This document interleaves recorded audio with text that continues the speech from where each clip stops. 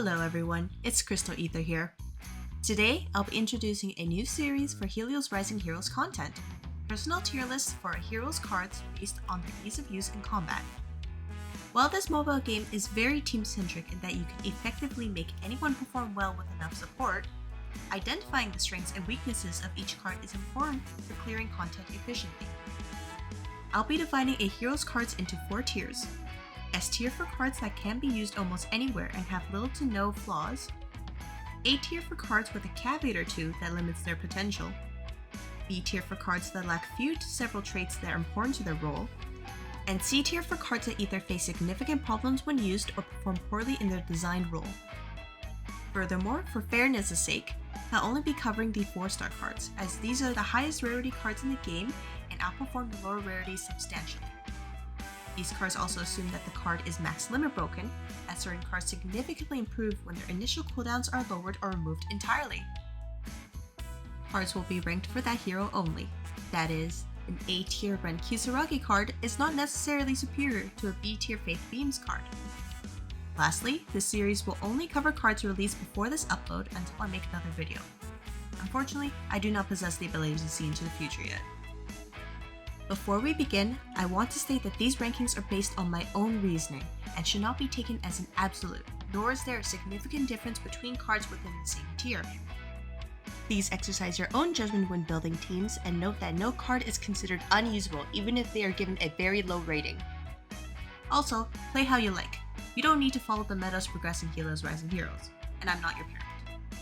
Starting the series off is Akira Otori, the poster boy himself.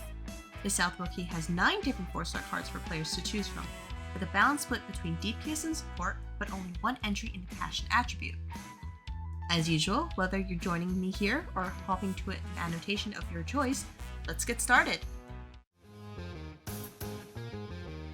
Starting off in S tier is Akira's 2nd anniversary card, a very strong support card with respectable damage and a soul mechanic that improves his performance over the course of the fight. While he may not see use in hypercarry teams due to his skills modifiers, he provides burst skill support through BP regeneration, burst skill damage up, and a burst gauge up link skill that helps him excel in his role. Unless the fight is extremely short or you need critical rate and damage buffs, you can't go wrong with using this card. Akira's Winter Sports card also finds its way to S tier, as it provides a burn modifier, a significant critical rate buff, and BP regeneration for all allies while enabling said modifier from the get-go. His HP needs to be above 60% to activate his first skill, but it won't be hard to stay above this threshold at max limit break in most situations, and he can enable burn on demand either through his first skill or his burst skill.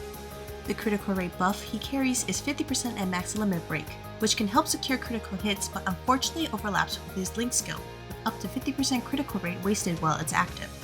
However, this Akira can still provide some value to the team with his buffs even when faced with an enemy who resists or clears debuffs, which is why he's put into S tier.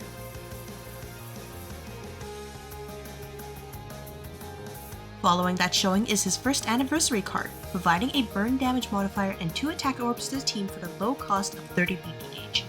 Not only that, but this card can inflict burn onto a single enemy inflict a stackable defense down debuff, which differentiates him from his buff-heavy 2nd anniversary card.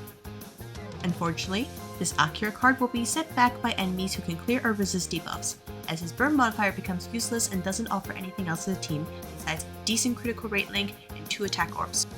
Attack orbs may be useful, but with a significant damage boost for his burst skill locked behind 200% gauge, the 1st anniversary Akira firmly sits in A tier for both his strengths and his flaws.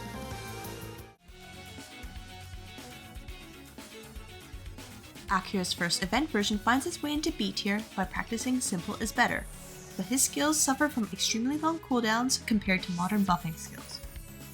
While his BP regeneration buff is potent, an 8-turn cooldown for a 3-turn buff for both of his skills have significant downtime that leaves Summer Akira with little to offer the team. This Akira may see use in hypercarry teams if better options aren't available, but players should look elsewhere for offensive buffers. The Brilliant Rivalry Akira also goes into B tier for being a decent but unremarkable DPS character, as his 80% and above HP requirement for his skills and basic self buffs limit his potential. His stackable attack up buff only activates after his burst skill, and his BP regeneration buff is too weak to be reliable. This card's links are also quite poor, but the only reason he isn't in C tier is that he won't be deterred against bosses who resist or cleanse debuffs. Akira's 3rd anniversary card is what I call Anyone Light, trying to provide the same buffs as the latter, but changed slightly to avoid copying homework. This Akira also suffers from the same problems as his 1st anniversary version, little to offer the team if the enemy resists debuffs.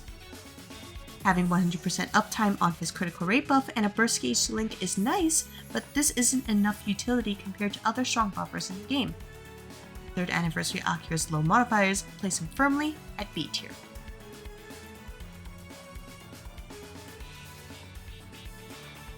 The initial version of Akira unfortunately suffers from the game's power creep, as his kit is completely walled against foes who can ignore debuffs and has no support for allies outside of a single burst gauge link for Will.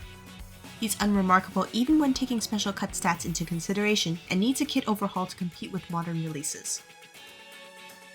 Despite his adorable smile, the New Year's Show Akira is at C tier due to being difficult to maximize. This card relies on enmity for his damage. For players unaware of this term, as the card's current HP percentage decreases compared to the card's maximum HP, the higher the damage dealt. Unfortunately, limit breaking this card gives New Year's Show Akira more HP to eat through before activating his enmity modifier, and Akira lacks a way to activate it himself. Very few enemies in the game hit hard enough early in a battle to drop him below 50%. This Akira's cover skill heals him for above 50% HP as well, which is counterintuitive to maximizing his damage. To put it bluntly, this Akira is a mess and requires a lot of work from the player to use effectively. With poor links and a bare-bones skill set, the other side of the hero's Akira is another member of C tier. He only brings a stackable attack up buff and single target defense down, and his burst skill is nothing to write home about either. This Akira is an unfortunate victim of being one of the earliest free 4-star cards, and it shows. Despite Akira's desire to prove himself, he excels in supporting his allies rather than storming the battlefield as an unstoppable force. His 4-star cards have some highs and lows, which is a surprising balance as the face of the game. Time will tell if the South's genius Roki will star in the meta spotlight once more. That's all for this ranking session. If you enjoyed the content, please consider subscribing to the channel. Otherwise, I'll see you all in the next video.